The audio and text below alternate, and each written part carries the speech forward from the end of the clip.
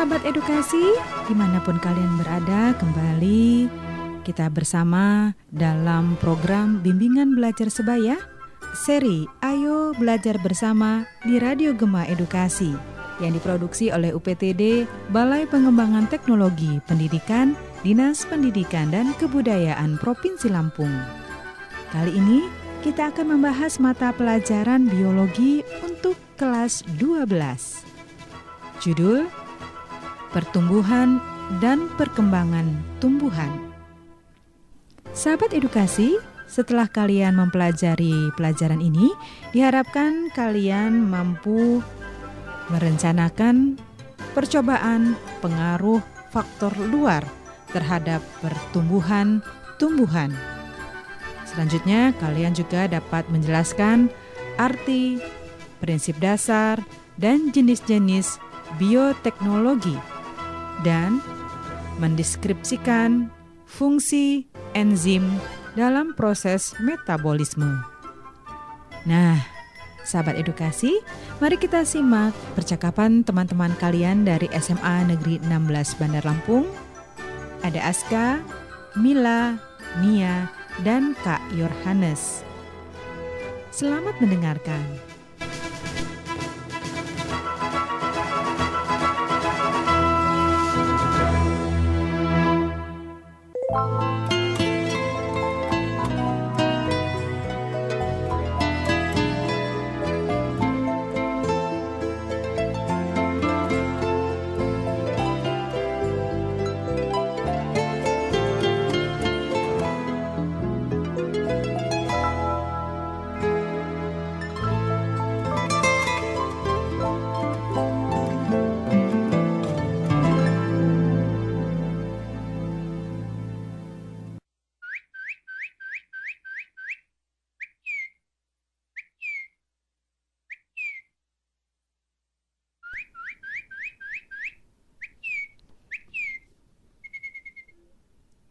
Assalamualaikum.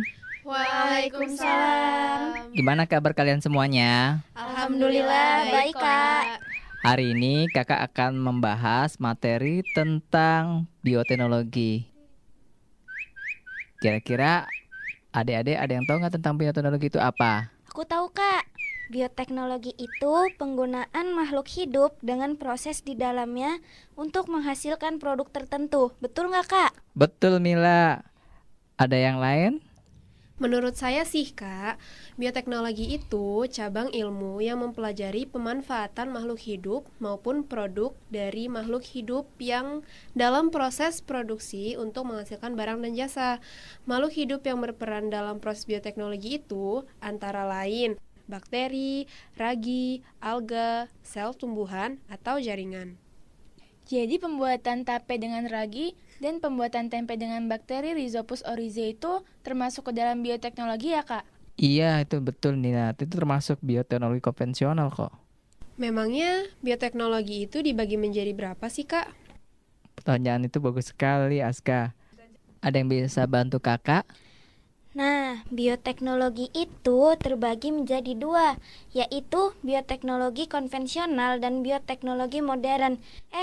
Ada yang tahu nggak sih kenapa disebut bioteknologi konvensional? Bioteknologi konvensional itu, menurut saya, karena bioteknologi ini dilakukan dengan teknik sederhana dan memanfaatkan mikroorganisme loh. Terus, selain memanfaatkan mikroorganisme, bioteknologi itu juga memanfaatkan proses biokimia loh dan proses genetik alami untuk menghasilkan suatu produk tertentu. Oh, contohnya yang pembuatan tape dengan ragi dan pembuatan tempe dengan bakteri Rhizopus oryzae ya, Kak? Iya, selain itu juga ada bakteri Aspergillus wenti untuk pembuatan kecap dan Lactobacillus juga untuk pembuatan yogurt dan keju. Nah, kalau bioteknologi modern itu apa sih, Kak? Oh, bioteknologi modern. Ada yang bisa bantu kakak nggak ya? Saya bantu jawab ya, Kak. Bioteknologi modern itu adalah bioteknologi yang didasari pada manipulasi DNA atau rekayasa genetika untuk menghasilkan organisme transgenik. Terus juga ada beberapa penerapan dalam bioteknologi modern. Apa saja sih Kak penerapan pada bioteknologi modern itu? Ya, ada yang pertama, ada kultur jaringan. Ada yang pernah tahu nggak apa itu kultur jaringan?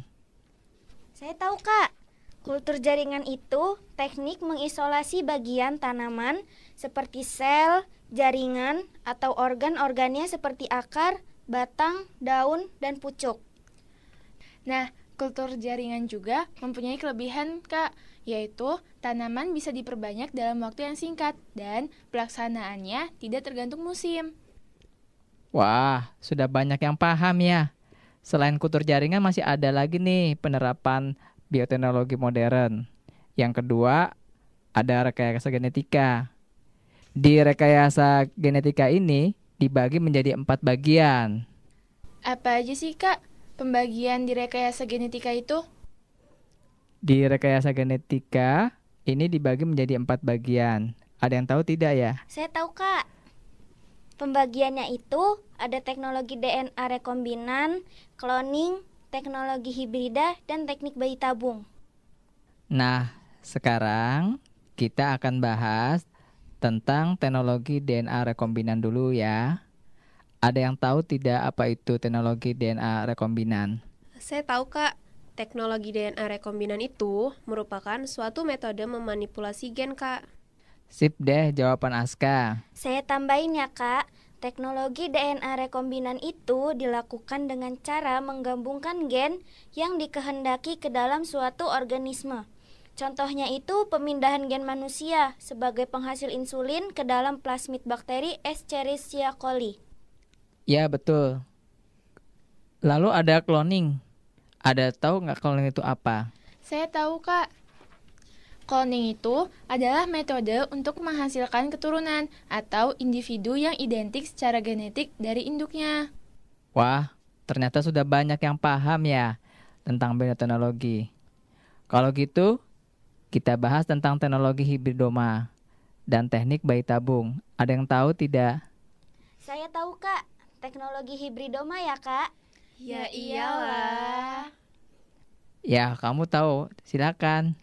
Tahu, Kak, menurut saya, teknologi hibridoma itu metode penggabungan dua macam sel dari organisme yang sama atau berbeda untuk mendapatkan sel hibrid yang mempunyai kedua sifat.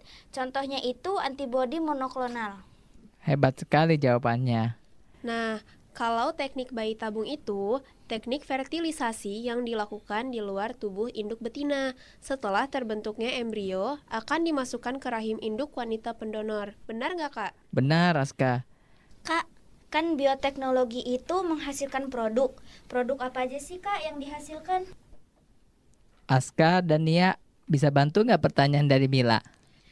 Ada nih Kak, tapi produknya dibagi menjadi beberapa bidang. Saya kasih contoh produk di bidang kesehatan dan pertanian ya. Kalau di bidang kesehatan itu ada antibiotik, vaksin, antibodi monoklonal, interferon, dan terapi gen. Kalau di bidang pertanian, contohnya itu ada pola tanaman hidroponik dan menghasilkan bioinsektisida.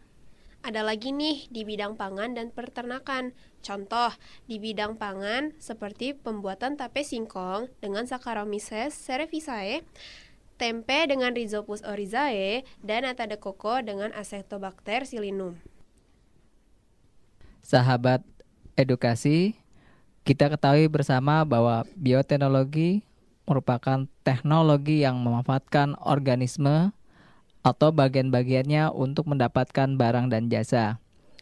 Dalam perkembangan lebih lanjut, bioteknologi didefinisikan sebagai pemanfaatan prinsip-prinsip dan rekayasa terhadap organisme, sistem atau proses biologis untuk menghasilkan atau meningkatkan potensi organisme maupun menghasilkan produk dan jasa bagi kepentingan hidup manusia. Oleh karena itu, bioteknologi sangatlah penting dalam perkembangan dan meningkatkan taraf hidup manusia.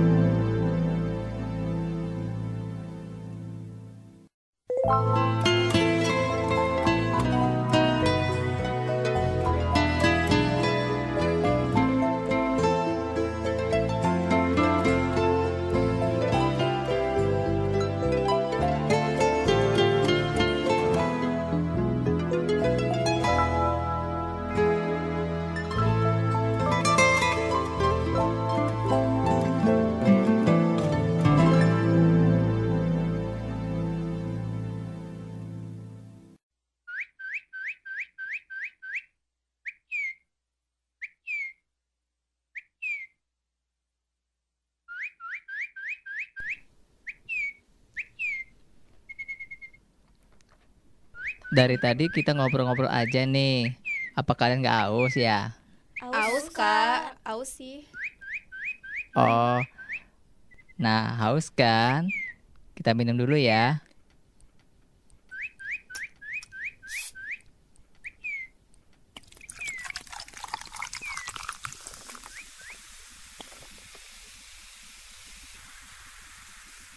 Hausnya hilang, mari kita lanjutkan diskusi kita lagi ya. Kak, mau tanya nih, sekarang kita bakal bahas apa, Kak? Bahas tentang mau tahu bener nih. Iyalah, Kak. Cie, Mila penasaran. Ya udah, kakak kasih tahu ya.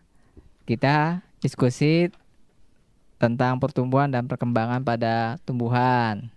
Sebelumnya kalian sudah tahu belum apa itu pertumbuhan dan perkembangan pada tumbuhan? Tahu, Kak. Pertumbuhan itu menurut saya pertambahan ukuran dan volume. Biasanya sih dilihat dari fisik tumbuhan itu sendiri. Wah, sip. Aska, Nia, Saya gimana? tahu nih, Kak. Pertumbuhan itu menurut saya adalah peristiwa pertambahan ukuran yang meliputi volume, tinggi, massa, atau jumlah sel suatu makhluk hidup. Contohnya itu seperti tanaman yang kita ketahui tadinya berukuran kecil mengalami pertumbuhan sehingga tingginya bertambah. Tepat. Siapa yang tahu apa itu perkembangan? Saya, Kak. Menurut saya, perkembangan itu adalah proses makhluk hidup menuju kedewasaan. Masih kurang lengkap. Tapi bukan hanya menuju kedewasaan saja, tapi juga fungsi organnya sudah matang. Ada yang mau nambahkan pendapat ini? Saya, Kak. Perkembangan itu bisa dilihat, akan tetapi tidak bisa diukur. Contohnya itu seperti tumbuhan yang sudah menghasilkan buah.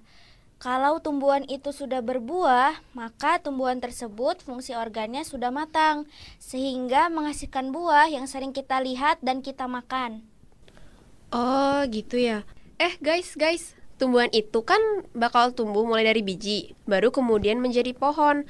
Nah, kan kalau pertumbuhan biji itu disebut perkecambahan. Kalian ada yang tahu nggak sih sebenarnya perkecambahan itu apa? Saya tahu. Menurut saya sih, perkecambahan itu adalah proses keluarnya tanaman kecil dari dalam biji. Lalu setelah berkecambah, biji akan tumbuh dan berkembang. Benar, Nia. Ada yang tahu tidak bagaimana proses perkecambahan itu?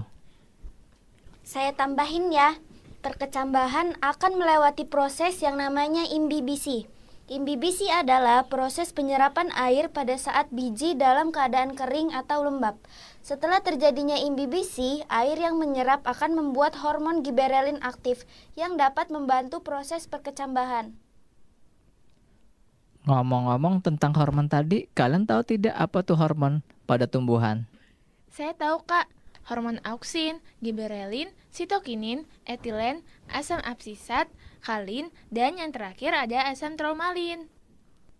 Nah, kakak juga mau tanya nih, ada berapa tipe perkecambahan itu? Saya tahu nih, Kak. Tipe perkecambahan itu dibagi menjadi dua. Yang pertama, tipe hipogeal. Tipe hipogeal sendiri adalah kotiledonnya atau keping biji akan tetap tinggal dalam tanah. Contohnya, pada biji jagung, padi, dan kacang kapri. Sedangkan tipe epigeal, kotiledonnya berada di atas tanah. Contohnya, pada biji kacang hijau dan kacang kedelai. Wah, adik kakak hebat semua. Sahabat edukasi, kita ketahui bersama bahwa pertumbuhan adalah suatu proses pertambahan ukuran, volume, massa, jumlah sel, atau protoplasma yang bersifat kuantitatif dan irreversible, tidak dapat kembali ke asal. Sedangkan perkembangan, yaitu proses menuju kedewasaan yang bersifat kualitatif dan reversible. Perubahannya bersifat sel menjadi sel yang menjadi sifat yang lebih khusus. Biji adalah alat reproduksi, penyebaran, dan kelangsungan hidup suatu tumbuhan. Merupakan awal dari kehidupan tumbuhan baru di luar induknya. Dari biji, dimulainya proses perkecambahan menjadi tumbuhan yang juga akan dipengaruhi oleh faktor internal dan eksternal.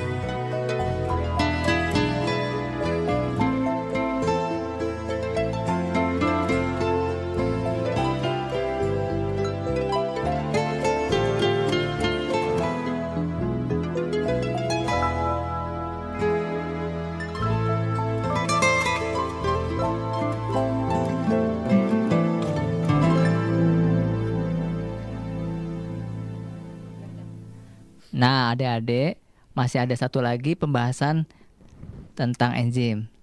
Ada yang tahu nggak tentang enzim itu apa? Wah, saya tahu nih Kak, enzim itu adalah biomolekul berupa protein yang berfungsi sebagai katalis atau senyawa yang mempercepat proses reaksi tanpa habis bereaksi dalam suatu reaksi kimia organik dan berbentuk bulat. Ada yang tahu nggak apa itu peranan enzim itu apa? Saya tahu nih Kak, yang pertama ada mempercepat reaksi kimia tanpa ikut bereaksi. Enzim mampu mempercepat suatu reaksi metabolisme dari dalam tubuh. Terus yang kedua, menurunkan energi aktivasi.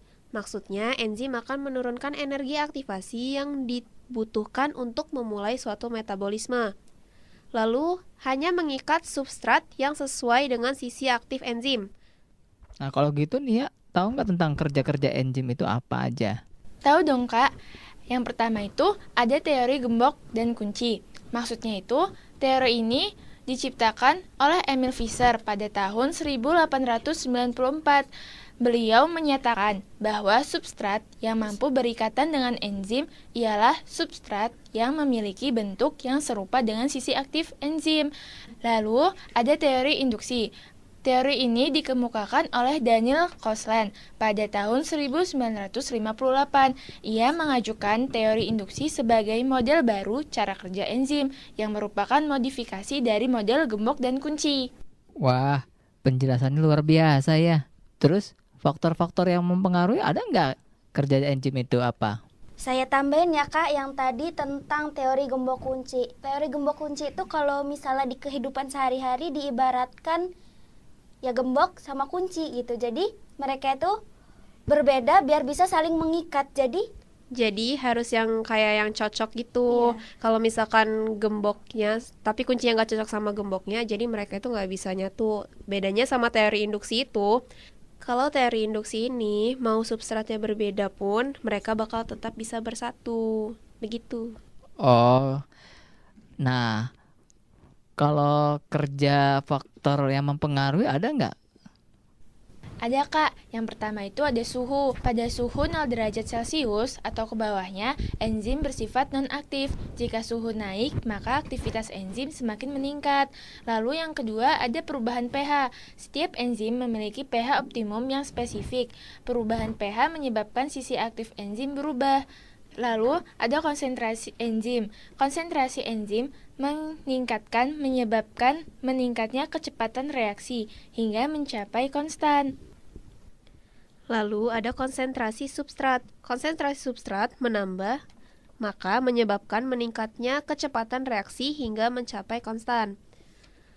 Terus ada zat-zat penggiat atau aktivator. Dan yang terakhir ada zat-zat penghambat atau inhibitor. Inhibitor sendiri itu dibagi menjadi 2 jenis. Yang pertama ada inhibitor reversibel.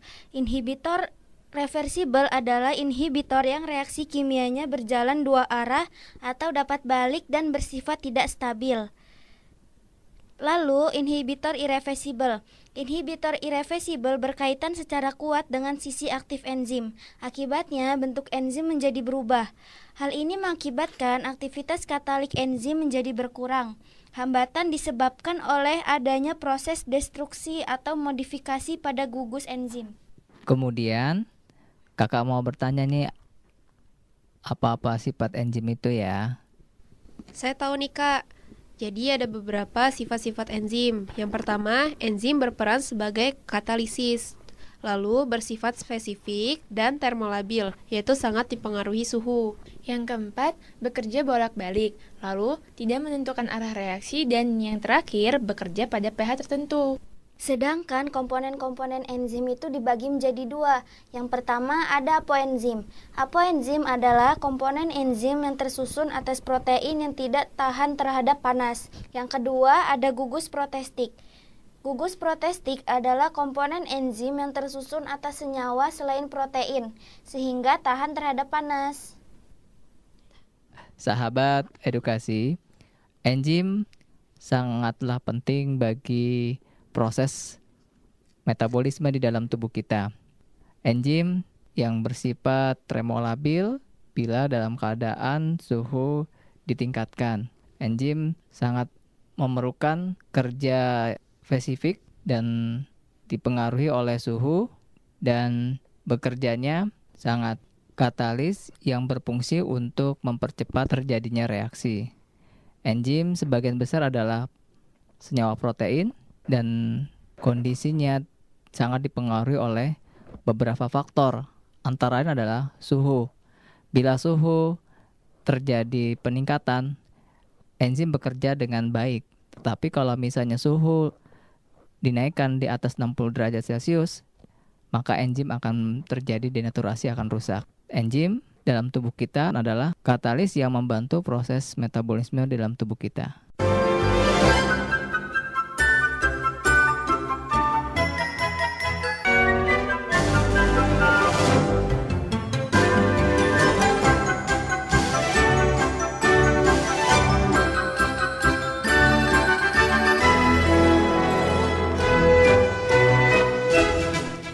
Bagaimana sahabat edukasi pembelajaran kita kali ini?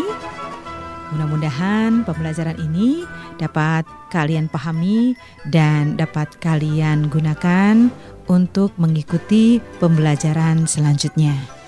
Dari Gedung UPTD, Balai Pengembangan Teknologi Pendidikan, Dinas Pendidikan dan Kebudayaan Provinsi Lampung, Radio Gema Edukasi berbagi ilmu untuk semua, mengucapkan terima kasih dan sampai jumpa pada pembelajaran berikutnya. Sampai jumpa.